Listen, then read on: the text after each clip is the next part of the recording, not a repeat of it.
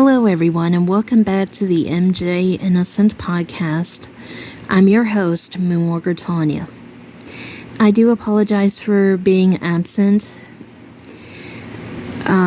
There's just been a lot going on, like with Tito's death, and I'm also concerned about Catherine, and there's also stuff in my personal life that I'm still dealing with, so I know you guys understand.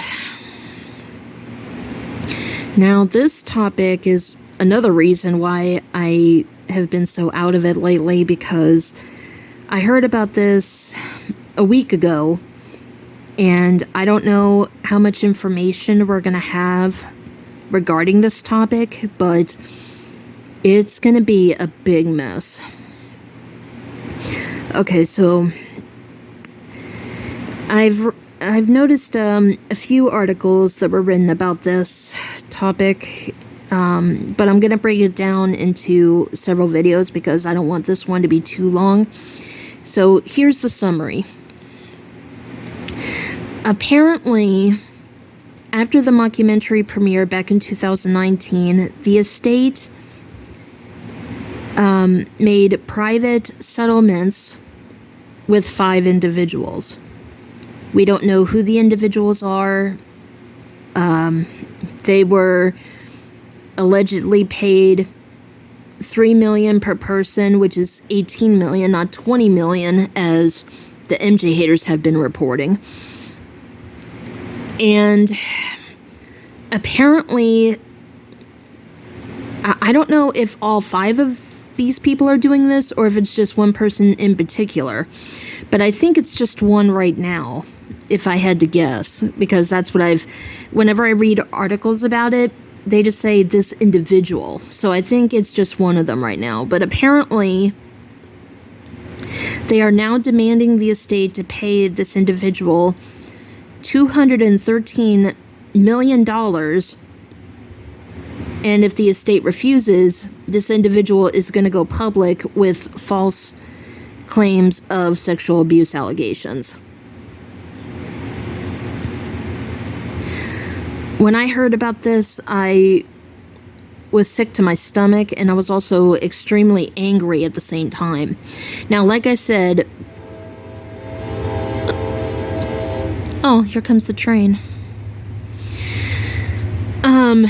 Sorry about that. So,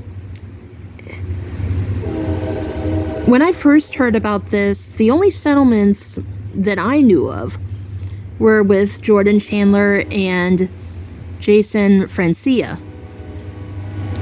Now, even though their allegations have been proven false, at first I thought it was Jason, who was making these threats, because we know that Jordan, he even said when Michael was accused in 2005 that he was not capable of molesting children. So, I thought it was Jason. Well, we don't know. Now, unfortunately, the evil Roxanne, she even alleged in her most recent video that it might have been Brett Barnes. First of all, Roxanne, you need to shut up. Brett Barnes didn't even want to be mentioned in the mockumentary. He even threatened to sue HBO if they didn't remove him from the mockumentary. Now, as far as that lawsuit is going, I have no idea, and I don't know if we're gonna receive any updates. It's also kind of like with the arbitration between the estate and HBO. I heard that it's private, and so I want to know what's going on with that too. But apparently, these 5 individuals were either close friends or associates of Michael's. Now, the estate claimed in one article that these people were being paid for business purposes, while others think that these individuals came forward after the mockumentary premiered and the estate like paid them to defend Michael instead, you know. Like I said, it's a big mess. And in one of the articles, it said that some people were concerned that MJ fans would go after these accusers. Well, duh. But I have to admit, though, I'm also very furious with the estate. You know, because I'm going to say it. Why would you guys make private settlements with people when you specifically said that you would never settle with Wade and James?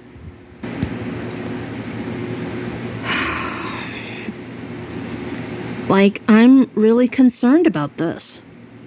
And like I said, we'll have to wait for more information to come out. Like I said, I'm also going to break down the articles.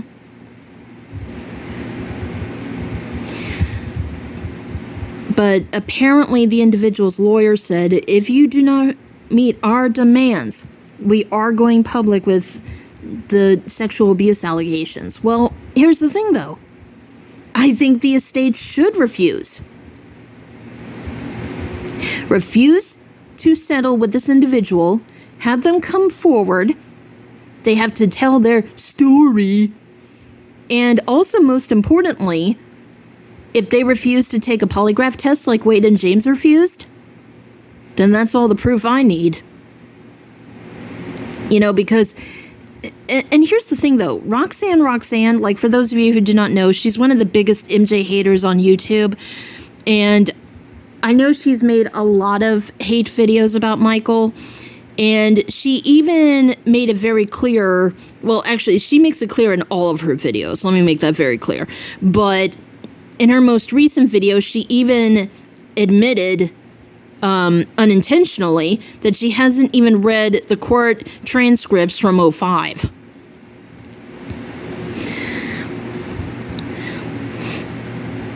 Yeah.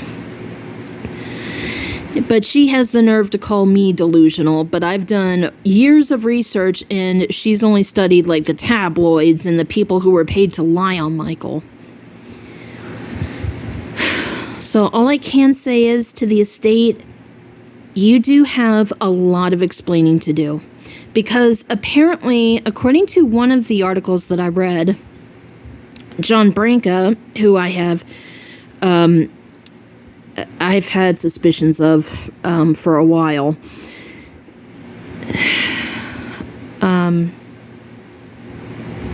I just think that, you know, he said that when both the members of the estate and the 5 individuals, they signed non-disclosure agreements,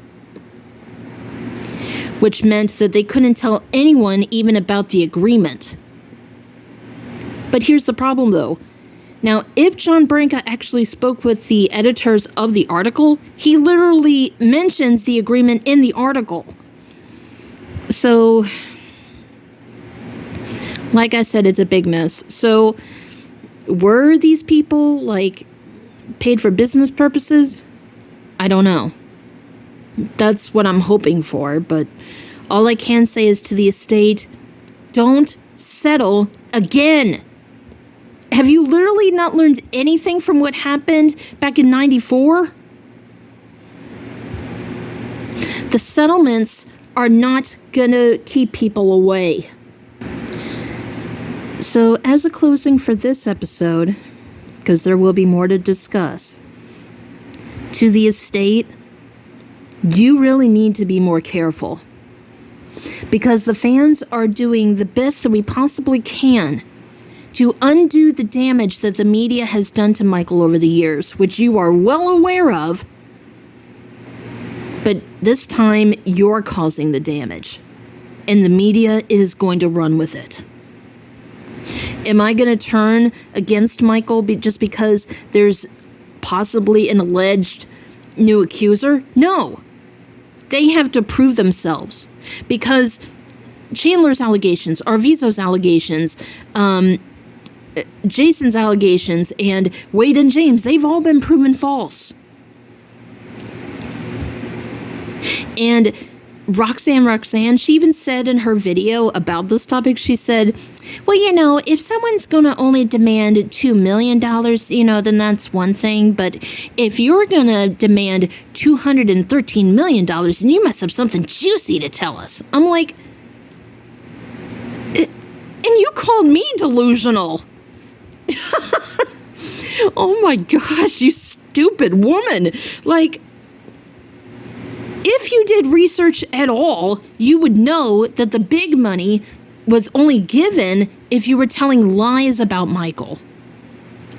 Now, in one of the articles that I looked at, apparently they mentioned some quotes from someone's book.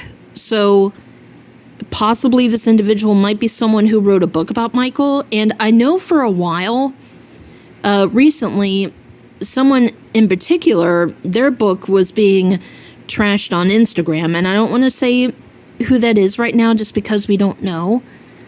But you see, this is why I don't have a lot of books about Michael Jackson, because a lot of people wrote their books after he died, and I don't want to buy like a tabloid junkie, basically. So, yeah. So, what I want to say is to the estate, I understand that continuing Michael's legacy can be difficult at times, especially when there isn't a law in the U.S. to protect the dead. But when you make private settlements with people, you know, did you really think that they were just gonna, like, it wasn't gonna end up going public one day? But all I can say is, refuse their demands, make them go public, where they would have to cooperate with an investigation, and when it's proven false, then they don't get any money. But if you settle with them, you're making yourselves look bad, and most importantly, you're making Michael look bad. And that's part of the reason why I'm so furious with the estate right now. Like I said, we have to wait for more information. I am going to break down the articles over the next, I want to say, couple of weeks. But all I can say is, it just makes me sick to my stomach. Because Michael doesn't deserve this.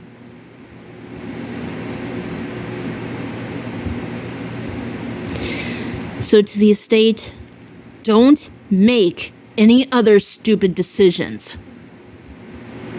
Because I'm not going to defend you if you do. There are things about the estate that I do like. There are things about the estate that I don't like. But I'm definitely not going to defend them in this situation. I can't. Because this isn't like what happened with the 94 settlement.